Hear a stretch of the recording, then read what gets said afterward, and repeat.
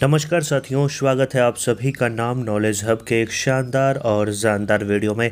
आज के इस वीडियो में फिर से साथियों हम लोग बिहार एसएससी इंटर स्तरीय और बिहार एसएससी सीजीएल 4 से संबंधित साइंस के प्रैक्टिस संख्या 5 को देखने वाले हैं। इससे पहले साथियों 4 शानदार प्रैक्टिस सेट को हम लोगों ने कंप्लीट कर लिया है। काफ़ी ही शानदार क्वेश्चन करवाए गए हैं सिलेबस के अकॉर्डिंग।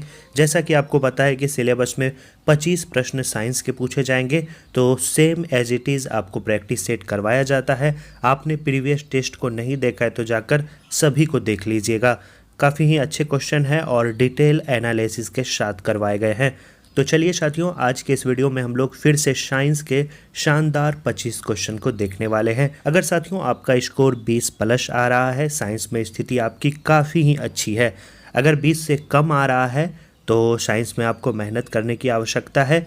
लगातार आपको प्रैक्टिस करना होगा, रिवीजन करना होगा। जितने भी PYQ क्वेश्चन है प्रीवियस ईयर के सभी लगाने होंगे और ये प्रैक्टिस सेट को देखना होगा। तो चलिए शुरू करते हैं शानदार सेशन की शानदार क्वेश्चन के साथ। चैनल पे पहली बार आए हैं, चैनल को सब्सक्राइब कर देंगे। वीडियो अच्छा लगेगा, कंटेंट अच्छा लगेगा, वीडियो को लाइक कर दोस्तों और ग्रुप में सेशन के एंड होने के बाद ज़रूर शेयर कर दीजिएगा। पहला प्रश्न आपके स्क्रीन पे ये रहा, निम्न में कौन सा व्युत्पन्न मात्रक है?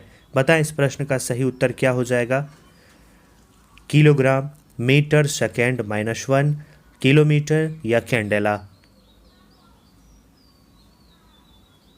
तो इस प्रश्न का सही उत्तर साथियों हो जाएगा ऑप्शन बी, यानी मीटर -1 जो है वेग की मात्रक है, जो एक व्युत्पन्न राशि है। सही उत्तर क्या हो जाएगा? ऑप्शन बी हो जाएगा। बात करें किलोग्राम, किलोग्राम द्रव्यमान का मात्रक है। बात करें कैंडेला, कैंडेला किसका मात्रक है? तो कैंडेला ज्योति तीव्रता का मात्रक है, कैंडेला। विद्युत धारा का मात्रक पूछा जाए तो विद्युत धारा का मात्रक एम्पियर है। समय का मात्रक सेकेंड है। लंबाई का मात्रक याद रखना है मीटर है। तो इस प्रश्न का सही उत्तर हो जाएगा ऑप्शन बी, मीटर सेकेंड -1। अगला क्वेश्चन हम लोग देखेंगे। यदि m द्रव्यमान की एक वस्तु का एक बल F समय डेल्टा t तक कार्य करे तो बल का आवेग क्या होगा? यह प्रश्न पूछा गया है। बताएं इस प्रश्न का सही उत्तर क्या हो जाएगा? A, B, C या D?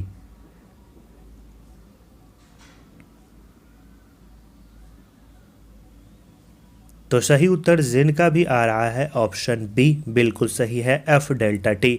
बल का आवेग होता है F डेल्टा टी। आवेग बराबर होता है बल गुना समय अंतराल बराबर संवेग में परिवर्तन, यानी I बराबर हो जाएगा F गुना डेल्टा टी। तो F डेल्टा टी निकल कर आएगा बल का आवेग।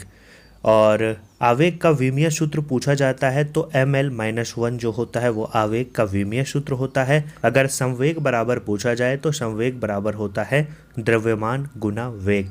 आवेग क्या होता है? किसी भी वस्तु के संवेग में परिवर्तन की दर के बराबर जो है आवेग होता है। आवेग वस्तु के संवेग में परिवर्तन के बराबर होता है। यह एक सदिश राशि होता है और आवेग का जो मात्रक होता है वो होता है न्यूटन सेकेंड। तो इस प्रश्न का सही उत्तर ऑप्शन बी, जिनका भी आ रहा था, बिल्कुल सही है। अगला प्रश्न देखेंगे। वायुयान कार्य करता है। बताएं इस प्रश्न का सही उत्तर क्या हो जाएगा? ए, बी, सी या डी? वायुयान किस सिद्धांत पे कार्य करता है? बताएं। तो इस प्रश्न का सही उत्तर हो जाएगा वायुयान जो है बर्नौली के सिद्धांत पर कार्य करता है। सही उत्तर ऑप्शन सी, जिनका भी आ रहा है, बिल्कुल सही है। बर्नौली का सिद्धांत कहता है आदर्श द्रव जब किसी नली में धारा रेखीय प्रभाव में बहता है तो उसके मार्ग में प्रत्येक बिंदु पर इसके एकांक आयतन या एकांक द्रव्यमान की कुल ऊर्जा नियत रहती है। इसके साथियों काफ़ी सारे उदाहरण हैं जो एग्जाम में पूछा जाता है, जैसे वायुयान कार्य करता है। इसके अलावा आपको पूछा जाता है कि तेज आंधी आने पर टीन की छत का उड़ जाना किस सिद्धांत पे आधारित है? तो बर्नौली का सिद्धांत पे आधारित है। वेंटुरी मीटर जो होता है, वेंटुरी मीटर, वो भी बर्नौली प्रमेय के सिद्धांत पे कार्य करता है। वेंटुरी मीटर एक ऐसी युक्ति है जिसकी सहायता से किसी नली में द्रव्य के प्रवाह की दर ज्ञात की जा सकती है। तो सही उत्तर इस प्रश्न का हो जाएगा ऑप्शन सी, जिनका भी आ रहा है। अगला प्रश्न देखेंगे। विद्युत वहन करने के लिए किसे उत्तम समझा जाएगा? बताएं। विकिरण को, चालन को, सदिश को या नियामक को? तो काफ़ी इजी क्वेश्चन है। विद्युत वहन करने के लिए किसी चालक को सबसे उत्तम माना जाएगा। चालक जिन पदार्थों से होकर आवेश का प्रवाह सरलता से होता है उसे हम लोग चालक कहते हैं, जैसे चांदी, तांबा, ये सभी चालक हैं। अचालक की बात करें तो अचालक जिन पदार्थों से होकर आवेश का प्रवाह नहीं होता है उसे हम लोग अचालक कहते हैं, जैसे लकड़ी, अभ्रक, कागज, ये सभी अचालक हैं। एक होता है साथियों अर्धचालक। अर्धचालक यानी जिन पदार्थों की विद्युत चालकता चालक एवं अचालक पदार्थों के बीच होती है उसे हम लोग अर्धचालक कहते हैं, जैसे सिलिकॉन, जर्मेनियम, ये सभी अर्धचालक के उदाहरण माने जाते हैं। तो विद्युत वहन करने के लिए सबसे उत्तम चालक। अगला प्रश्न, रमन प्रवाह का प्रकाश को उन किरण से संबंध है जो आर पार जाती है। बताएं किसके आर पार जाती है? द्रव्यों में, केवल प्रिज्मों में, केवल हीरो में, या सभी पारदर्शी माध्यम में? तो सही उत्तर ऑप्शन डी, जिनका भी आ रहा है बिल्कुल सही है। रमन प्रवाह का प्रकाश की उन किरणों से संबंध है जो आर पार सभी पारदर्शी माध्यम में जाती है। 1930 में भौतिकी के नोबेल पुरस्कार विजेता चंद्रशेखर वेंकट रमन को उनके इस खोज के लिए नोबेल पुरस्कार दिया गया था। रमन प्रवाह की खोज किसके द्वारा की गई थी? चंद्रशेखर वेंकट रमन को, और 1930 में इन्हें भौतिकी के क्षेत्र में नोबेल पुरस्कार भी दिया गया था। ऑप्शन डी बिल्कुल सही हो जाता। अगला प्रश्न, प्राकृतिक मोती है। क्या है प्राकृतिक मोती? बताएं। एक मोलास्का है, एक एनालिडा है, एक ऑर्थोपोडा है, या एक इकाई नोडमेंटा है? बताएं इस प्रश्न का सही उत्तर क्या हो जाएगा। प्राकृतिक मोती याद रखना है आपको साथियों, एक प्रकार का मोलास्का है। मोलास्का संघ के जंतु अधिकांश समुद्री, कुछ अलवणीय जल में और कुछ नम भूमि पर पाए जाते हैं। मोलास्का संघ के जीव का रक्त जो है वो प्रायः रंगहीन होता है। मोलास्का संघ के जंतु का सिर और पाद को छोड़कर संपूर्ण शरीर मेटल नामक आवरण से घिरा होता है। तो प्राकृतिक मोती का संबंध मोलास्का संघ से है। ऑप्शन ए, जिनका भी आ रहा था, बिल्कुल सही है। क्वेश्चन अगला, सोने की शुद्धता को नापने के लिए कौन से उपकरण का प्रयोग किया जाता है? बताएं इस प्रश्न का सही उत्तर क्या हो जाएगा। हाइड्रोमीटर का, या हाइग्रोमीटर का, या स्पेक्ट्रोमीटर का, या कैरेटोमीटर का? बताएं इस प्रश्न का सही उत्तर। तो सोने की शुद्धता को मापने के लिए कैरेटोमीटर का प्रयोग किया जाता है। सही उत्तर जिनका भी डी आ रहा है बिल्कुल सही है। अगर साथियों हाइड्रोमीटर पूछा जाए तो याद रखना है, हाइड्रोमीटर द्रव्यों का अपेक्षिक घनत्व मापने वाला यंत्र होता है। हाइग्रोमीटर पूछा जाए तो हाइग्रोमीटर वायुमंडलीय आर्द्रता मापने का यंत्र है। स्पेक्ट्रोमीटर के बारे में पूछा जाए तो वर्णक्रमीय, याद रखना है, वर्णक्रमीय घटकों को मापने का यंत्र है स्पेक्ट्रोमीटर। तो सही उत्तर कैरेटोमीटर, जिनका भी आ रहा है बिल्कुल सही उत्तर है। सोने की शुद्धता इसी में मापी जाती है। अगला क्वेश्चन, रेशम कीट की किस अवस्था में रेशम प्राप्त होता है? बताएं। इजी क्वेश्चन है और प्रीवियस ईयर में as it is same question पूछा भी गया है। तो सही उत्तर हो जाएगा कैटरपिलर यानी लावा यानी प्यूपा में आपको रेशम कीट प्राप्त होता है। सही उत्तर जिनका भी ऑप्शन डी आ रहा है बिल्कुल सही उत्तर है। इजी प्रश्न था। अगला क्वेश्चन, WHO के अनुसार एक नगर के लिए सुरक्षित ध्वनि प्रदूषण स्तर क्या होता है? बताएं। या 45 डेसिबल, 50 डेसिबल, 55 डेसिबल, या 60 डेसिबल? बताएं। तो WHO के अनुसार एक नगर के लिए सुरक्षित ध्वनि का जो प्रदूषण स्तर बताया गया है वो 45 डेसिबल बताया गया है। जिनका भी ए आ रहा है बिल्कुल सही उत्तर है। ध्वनि, जैसा कि आपको पता है, ध्वनि तरंगे अनुदैर्घ्य तरंग होती है। इसकी उत्पत्ति वस्तुओं के कंपन से होती है। मनुष्य 20,000 हर्ट्ज से लेकर 20,000 किलो हर्ट्ज के बीच वाली आवृत्ति की ध्वनि को सुन सकता है। 20 हर्ट्ज से नीचे आवृत्ति वाली ध्वनि को अवसर्व तरंग कहेंगे। मनुष्य जो सुन सकता है उसे श्रव्य तरंग कहेंगे। और 20,000 किलो हर्ट्ज से ऊपर आवृत्ति वाले ध्वनि को हम लोग पराश्रव्य तरंग कहेंगे। पराश्रव्य तरंग के उदाहरण में कुत्ता, बिल्ली, चमगादड़ ये सभी आते हैं। इन सभी के द्वारा जो है पराश्रव्य तरंगें सुनी जा सकती है। सोडियम क्लोराइड के एकक शेल में उपस्थित आयनों की कुल संख्या क्या होती है? 2, 4, 6 या 8? बताएं इस प्रश्न का सही उत्तर क्या हो जाएगा। ऑप्शन डी में 8 है, बताएं। तो सोडियम क्लोराइड के एकक शेल में उपस्थित आयनों की कुल संख्या हो जाएगी 8, जिनका भी ऑप्शन डी आ रहा है बिल्कुल सही उत्तर हो जाएगा। अगला क्वेश्चन, निम्नलिखित में से कौन एक अणु परमाणुक कण नहीं है, बताएं। ए, बी, सी या डी। तो ड्यूट्रॉन एक अणु परमाणु कण नहीं है। सही उत्तर क्या हो जाएगा? ऑप्शन सी, जिनका भी आ रहा है बिल्कुल सही है। सभी पदार्थों के मौलिक कण जो है वो इलेक्ट्रॉन, प्रोटॉन और न्यूट्रॉन के बने होते हैं। इलेक्ट्रॉन की खोज जे थॉमसन के द्वारा की गई थी, प्रोटॉन की खोज रदरफोर्ड के द्वारा की गई थी, याद रखना है आपको। अगला प्रश्न है, निम्नलिखित में कौन सी मिश्र धातु नहीं है, बताएं। स्टील, पीतल, ब्रॉन्ज या तांबा। तो इजी क्वेश्चन है, तांबा एक मिश्र धातु नहीं है। सही उत्तर क्या हो जाएगा? Option D. बात करें, स्टील मिश्र धातु है, पीतल मिश्र धातु है, कॉपर प्लस जिंक का मिश्रण देखने को मिलता है। ब्रॉन्ज यानी कांसा की बात करें तो कांसा जो है Cu+Sn यानी कॉपर प्लस टीन का मिश्रण है। तो इस प्रश्न का सही उत्तर तांबा हो जाता। अगला क्वेश्चन है, मनुष्य किस संघ का प्राणी है, बताएं। इजी क्वेश्चन है, मोलास्का, कार्डेटा, पोरीफेरा या एम्फीबियन। तो मनुष्य जो है कार्डेटा संघ का प्राणी है। सही उत्तर ऑप्शन बी, जिनका भी आ रहा है बिल्कुल सही है। अगला क्वेश्चन, CuZ बराबर 29 तत्व होगा, बताएं। किस ब्लॉक का तत्व होगा? S block, P block, D block या F ब्लॉक, बताएं। इस प्रश्न का सही उत्तर क्या हो जाएगा? तो सही उत्तर हो जाएगा कॉपर जो होगा वो D ब्लॉक का तत्व होगा। सही उत्तर क्या हो जाएगा? ऑप्शन सी हो जाएगा। अगला प्रश्न हम लोग देखेंगे, प्रश्न संख्या 15। कुहरे को भेदने या बेधने वाले लैंप में कौन प्रयुक्त होता है, यानी कौन सा गैस प्रयुक्त होता है, बताएं।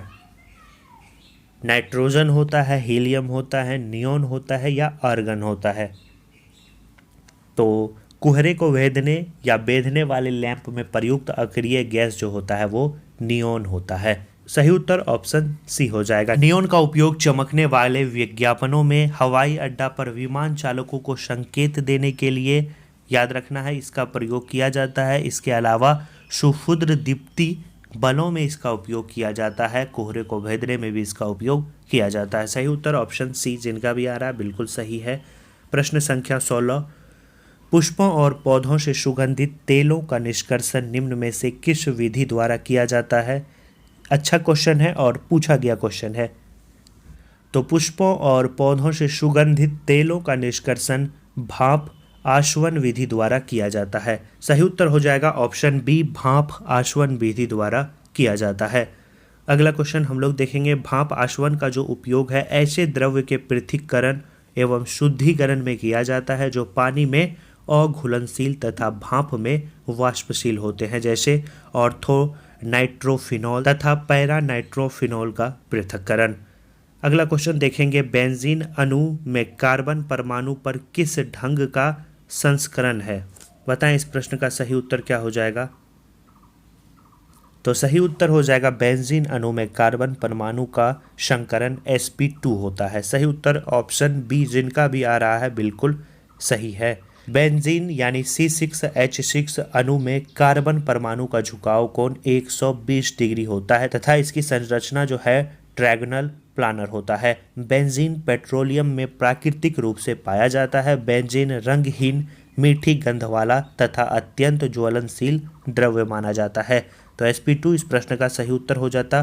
प्रश्न संख्या 18 नंबर, भारतीय ब्रायोफाइटा विज्ञान के जनक कौन है, बताएं। अच्छा क्वेश्चन है।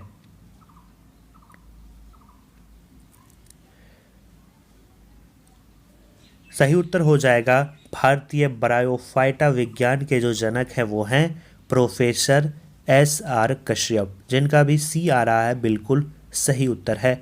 MS स्वामीनाथन हरित क्रांति के जनक, हाल ही में इन्हें पता है आपको कि भारत रत्न पुरस्कार भी देने की घोषणा की गई है। KC मेहता के बारे में पूछा जाए तो यह भी भारत के एक प्रख्यात वैज्ञानिक है जो पौधों के प्रजातियों में रोगजनक रोग के अपने महान योगदान के लिए जाने जाते हैं। और बीरबल साहनी के बारे में याद रखना है, यह भी अंतर्राष्ट्रीय ख्याति के पुरा वनस्पति वैज्ञानिक भी हैं। तो सही उत्तर इस प्रश्न का हो जाएगा प्रोफेसर SR कश्यप को भारतीय ब्रायोफाइटा विज्ञान का जनक माना जाता है।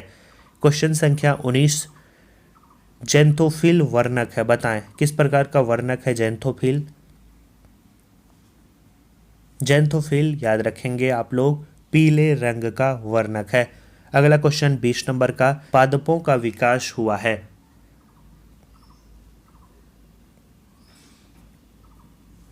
पादपों का विकास जो है हरी शैवाल से हुआ है। सही उत्तर ऑप्शन ए हो जाएगा। शैवाल जो है वो सामान्य तो आपको पता है थैलोफाइटा समूह में आते हैं। तो सही उत्तर ऑप्शन ए जिनका भी आ रहा है बिल्कुल सही है। तो 20 क्वेश्चन अभी तक कंप्लीट हो चुके हैं। अभी तक वीडियो को लाइक नहीं किए हैं तो ज़रूर लाइक कर दीजिएगा। आप लोगों के लिए शानदार कंटेंट लाया जाता है, लाइक और सब्सक्राइब करना तो बनता है साथियों। नर एवं मादा जनन अंग एक ही पौधे पर पाए जाते हैं, बताएं। साइकस में, पाइनस में, दोनों में या दोनों में नहीं। सही उत्तर हो जाएगा नर एवं मादा जनन अंग जो है पाइनस में एक ही पौधे पर पाए जाते हैं। सही उत्तर ऑप्शन बी हो जाएगा। साइकस तथा पाइनस नग्नजीवी पौधे के समूह में आते हैं। नग्नजीवी पादप में बीज किसी खोल या फल में बंद नहीं होते तथा इसमें अंडाशय का अभाव माना जाता है। साइकस के तनों से जो है मंड निकालकर खाने वाला साबूदाना का निर्माण किया जाता है। तो इस प्रश्न का सही उत्तर हो जाएगा पाइनस में नर एवं मादा जनन अंग एक ही पौधे में पाए जाते हैं। पीनियल काय होता है एक, क्या होता है पीनियल काय, बताएं। तो पीनियल काय याद रखेंगे एक अंतःस्रावी ग्रंथि है। सही उत्तर क्या हो जाएगा, अंतःस्रावी ग्रंथि है। पीनियल ग्रंथि मस्तिष्क में स्थित होती है जो याद रखना है सेरोटोनिन व्युत्पन्न मेलाटोनिन को पैदा करती है जो कि जागने तथा मौसमी गतिविधियों का नियमन करने वाला हार्मोन होता है। पीनियल ग्रंथि को तीसरा नेत्र भी कहा जाता है।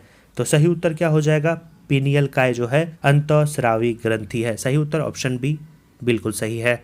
क्वेश्चन, विटामिन B1 थायमिन की कमी से कौन सा रोग होता है। पेलाग्रा, स्कर्बी, बेरी या किलोसिस। तो विटामिन B1 की कमी से याद रखना है बेरी रोग होता है। सही उत्तर ऑप्शन सी जिनका भी आ रहा है बिल्कुल सही है। विटामिन ए की कमी से रतौंधी, विटामिन B3 की कमी से जो है बुद्धि का कमज़ोर होना होता है। अगला क्वेश्चन हम लोग देखेंगे, सेकेंड लास्ट क्वेश्चन है, कुप्फर कोशिकाएं पाई जाती है, बताएं कहाँ पाई जाती है कुप्फर कोशिकाएं। कुप्फर कोशिकाएं यकृत में पाई जाती है। सही उत्तर लीवर जिनका भी आ रहा है बिल्कुल सही उत्तर हो जाएगा। मानव शरीर की सबसे बड़ी ग्रंथि मानी जाती है यकृत। यकृत द्वारा स्रावित पित्तरस पित्ताशय में ही संचित होता है। यकृत एक बहिस्रावी ग्रंथि है। तो इस प्रश्न का सही उत्तर यकृत हो जाएगा। आज का लास्ट क्वेश्चन, द्विनाम नामकरण की पद्धति पौधों के लिए किसने दी थी, बताएं। अच्छा क्वेश्चन है और इजी क्वेश्चन है। तो द्विनाम नामकरण की पद्धति पौधों के लिए किसके द्वारा दिया गया था, कैरोलस लिनियस के द्वारा दिया गया था। सही उत्तर जिनका भी ए आ रहा है बिल्कुल सही उत्तर है। तो 25 शानदार क्वेश्चन विथ एनालिसिस के साथ इस वीडियो में हम लोगों ने कंप्लीट कर लिया। वीडियो अच्छा लगा वीडियो को लाइक कर दीजिए, चैनल को सब्सक्राइब करके दोस्तों और ग्रुप में ज़रूर शेयर कर दीजिएगा। चलिए मिलते हैं नेक्स्ट वीडियो में। धन्यवाद साथियों।